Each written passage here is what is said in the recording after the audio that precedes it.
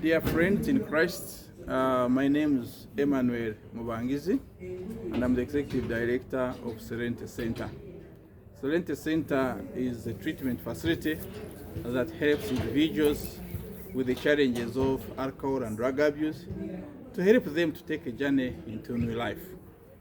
The center today celebrates or has made 25 years since its inception, since it started offering these services, instituted or founded by the 4 religious congregations: the Missionaries of Africa, known as White Fathers, the Congregation of Holy Cross, the Mary Hill Missionaries, and the Society of Jesus in Uganda.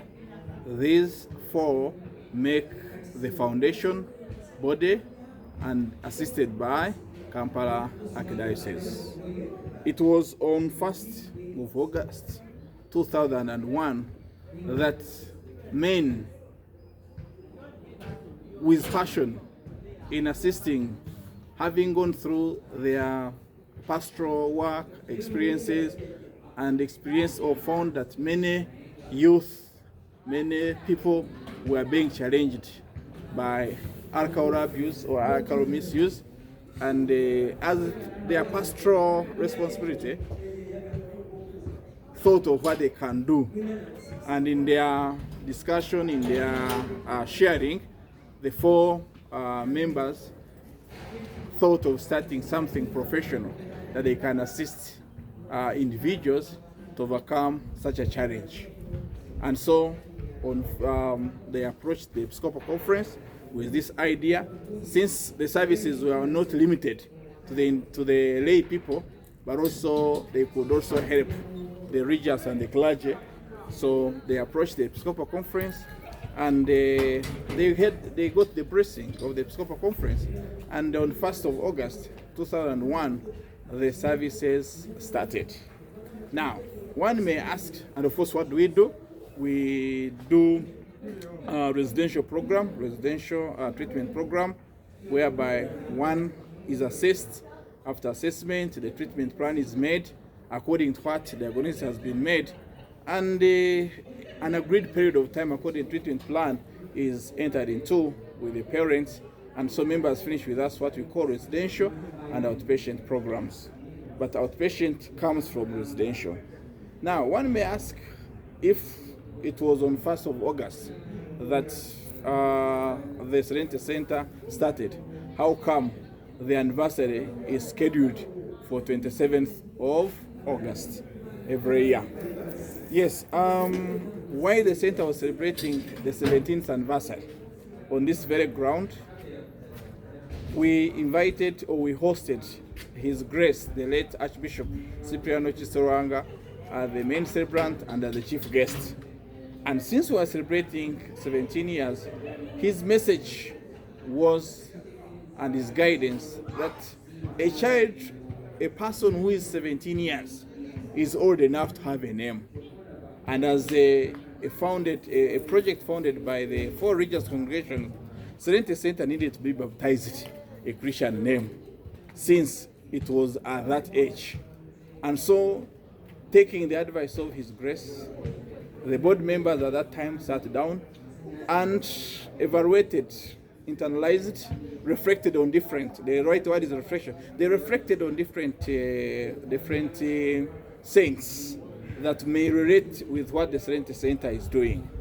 The saints like Saint Catherine of Siena, saints like Padre Pius, and other saints were all reflected on, including Saint Monica and Saint Augustine.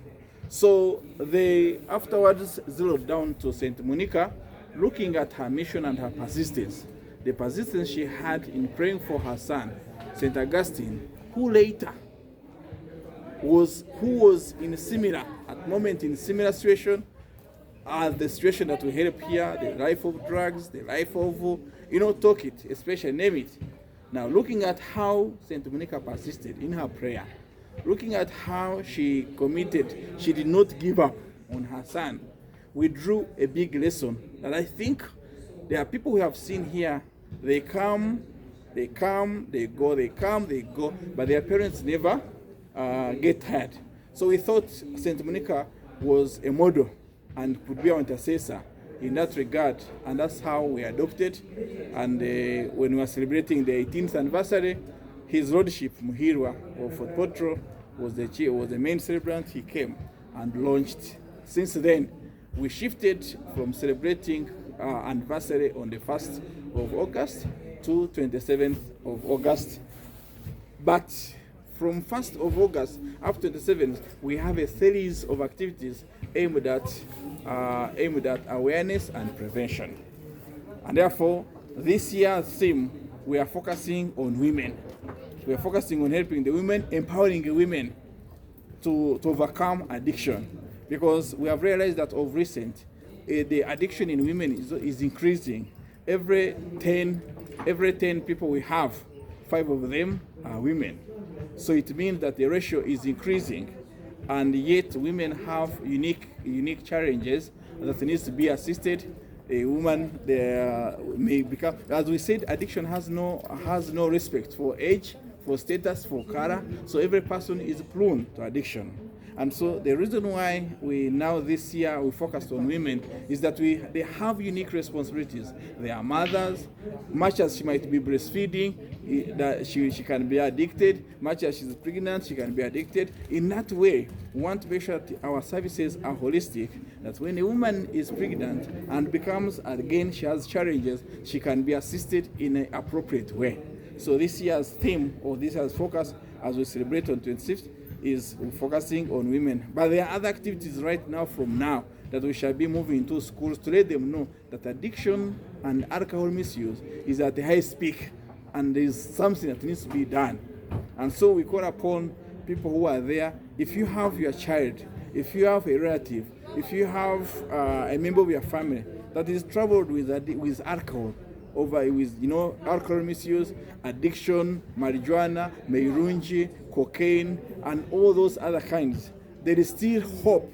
You can come and we work together, and the life can be restored. Like St. Monica did not give up, please don't not give up. Even those ones who have gone through, you have been here, he has relapse is part of prevention, relapse is part of treatment.